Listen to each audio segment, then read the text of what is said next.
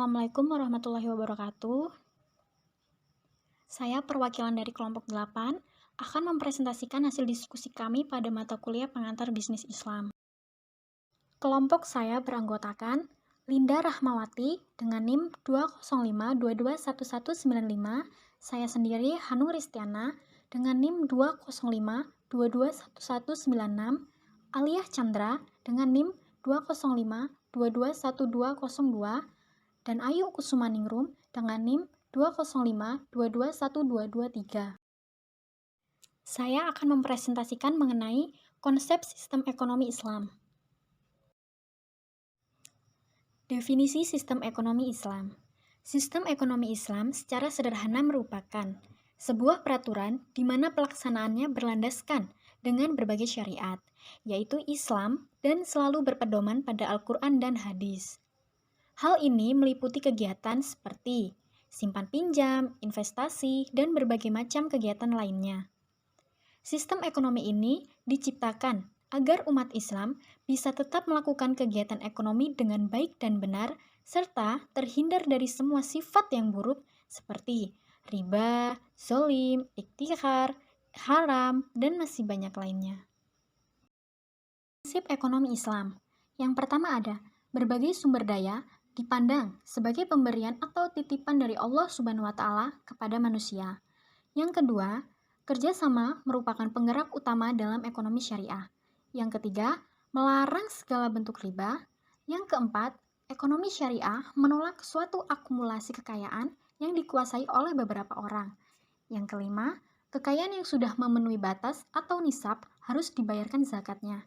Dan yang keenam, ekonomi syariah menjamin kepemilikan masyarakat dan penggunaannya direncanakan untuk kepentingan orang banyak. Karakteristik ekonomi Islam. Yang pertama ada iktisad robani atau ekonomi ketuhanan. Ekonomi Islam merupakan ekonomi ilahiyah, di mana titik awal atau sumber ekonomi Islam berasal dari Allah Subhanahu wa Ta'ala. Kemudian, ditujukan untuk Allah Subhanahu wa Ta'ala semata-mata dalam rangka menggapai ridhonya.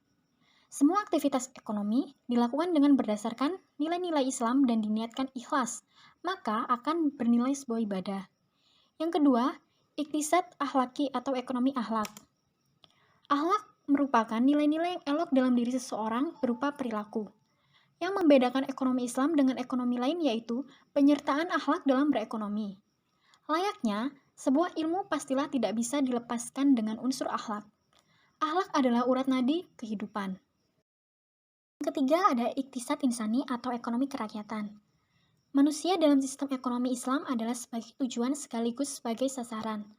Untuk itu, manusia dianjurkan untuk bekerja dan berinovasi dengan sungguh-sungguh. Dengan begitu, maka akan tercipta bahwa manusia adalah tujuan kegiatan ekonomi sekaligus sebagai perilaku ekonomi. Dan yang keempat ada iktisad watasi atau ekonomi pertengahan. Karakteristik ekonomi Islam adalah sikap pertengahan, seimbang atau tawazun antara dua kutub, aspek duniawi dan ukrawi yang berlawanan dan bertentangan. Artinya, kita harus adil dan seimbang dalam kehidupan baik ibadah maupun muamalah. Makna menurut Yusuf Al-Qurdawi, nilai pertengahan atau keseimbangan merupakan ruh atau jiwa dalam sebuah ekonomi Islam. Fungsi ekonomi Islam. Mengamalkan ekonomi Islam jelas mendatangkan manfaat yang besar bagi umat itu sendiri. Dengan menggunakan sistem ekonomi Islam, seseorang muslim dapat mewujudkan integritasnya sebagai muslim yang kafah, sehingga Islam tidak lagi parsial. Selain itu, dengan mengamalkan sistem ekonomi Islam, dapat meningkatkan kesejahteraan yang lain, karena sesuai dengan prinsip ekonomi Islam yang mengutamakan bagi hasil dan kepedulian terhadap sesama manusia. Dasar hukum ekonomi Islam. Yang pertama ada Al-Quran. Al-Quran merupakan dasar hukum ekonomi Islam yang abadi dan asli serta merupakan sumber rujukan yang pertama bagi syariat Islam. Karena di dalamnya terdapat kaidah-kaidah yang bersifat global beserta rinciannya. Sebagaimana firman Allah surat An-Nisa ayat 80 yang artinya, barang siapa menaati Rasul Muhammad, maka sesungguhnya dia telah menaati Allah. Dan barang siapa berpaling dari ketaatan itu, maka ketahuilah, kami tidak mengutusmu, Muhammad, untuk menjadi pemelihara mereka. Ayat di atas menyatakan bahwa Al-Quran menjelaskan hukum-hukum syara secara keseluruhan karena penjelasan-penjelasan sunnah berasal dari Al-Quran. Al-Quran sebagai sumber pokok bagi semua hukum Islam telah menjelaskan dasar-dasar hukum seperti memerintahkan kepada manusia agar mematuhi janji atau perkataan dan menegaskan halalnya jual beli beserta haramnya riba. Al-Quran tidak saja mengatur hubungan antara manusia dengan sesamanya, akan tetapi mengatur pula hubungan antara penciptanya. Al-Quran juga bertujuan untuk menciptakan keseimbangan antara hubungan, kehidupan spiritual, dan material, serta memerintahkan kepada manusia agar percaya pada hari kebangkitan kembali, yaitu hari kiamat dan ganjaran atau hukuman. 2. As-Sunnah. As-Sunnah atau sering disebut juga Al-Hadis mempunyai arti yang sama, yaitu segala sesuatu yang disandarkan kepada Nabi Muhammad SAW, baik berupa ucapan, perbuatan, maupun takrirnya. As-Sunnah merupakan sumber hukum yang kedua setelah Al-Quran. Dasar pokok As-Sunnah sebagai sumber hukum sebagaimana firman Allah surat An-Nisa ayat 59 yang artinya, "Hai orang-orang yang beriman, taatilah Allah dan taatilah Rasul-Nya." Kedudukan As-Sunnah terhadap Al-Quran sebagaimana dirumuskan dalam 3 hal, yaitu 1. Sunnah berfungsi menjelaskan ayat yang masih mubham, merinci ayat yang mujmal. 2. Sunnah menambah kewajiban-kewajiban syara yang ketentuan pokoknya telah ditetapkan dengan nas Al-Quran. Seperti sunnah datang dengan membawa hukum-hukum tambahan yang menyempurnakan ketentuan pokok tersebut. 3. Sunnah membawa hukum yang tidak ada ketentuan nasnya di dalam Al-Quran. Seperti dalam masalah muamalat, yaitu Al-Quran memerintahkan untuk memenuhi janji atau perkataan. Hal ini, perikatan mana yang sah dan yang halal, serta perikatan yang haram dan yang tidak harus dipenuhi. Di sini As-Sunnah berperan untuk menjelaskannya. 3. Ijtima. Ijtihad adalah merupakan semua kemampuan dalam segala perbuatan, guna mendapatkan hukum syara dan dalil terperinci dengan cara istinbat atau mengambil keputusan.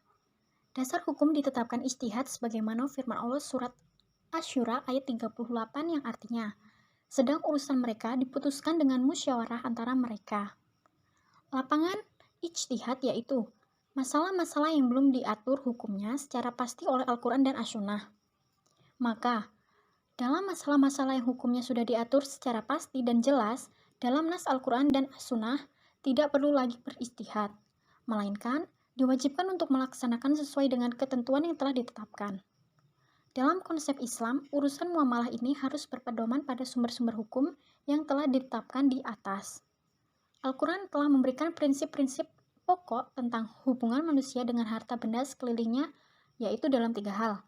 Yang pertama, cara mendapatkan hak milik atas harta benda. Yang kedua, penugasan tentang fungsi hak milik. Dan yang ketiga, kewajiban membelanjakan harta benda. Manfaat ekonomi Islam. 1. Mewujudkan integritas orang muslim yang kafah, sehingga Islamnya tidak lagi setengah-setengah. Apabila ditemukan ada umat muslim yang masih bergelut dan mengamalkan ekonomi konvensional, menunjukkan bahwa keislamannya belum kafah. 2. Menerapkan dan mengamalkan ekonomi syariah melalui lembaga keuangan Islam, baik berupa bank, asuransi, pegadaian maupun PMT, Baitul Mal wa Tamwil, akan mendapatkan keuntungan dunia dan akhirat.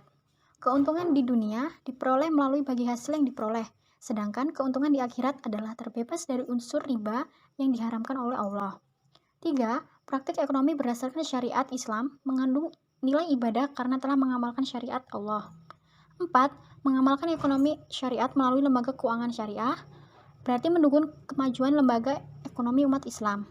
Dan yang kelima, mengamalkan ekonomi syariah dengan membuka tabungan, deposito, atau menjadi nasabah asuransi syariah berarti mendukung upaya pemberdayaan ekonomi umat Islam.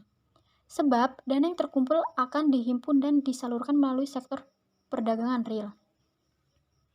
Sekian presentasi dari saya, kurang lebihnya mohon maaf. Saya akhiri, wassalamualaikum warahmatullahi wabarakatuh.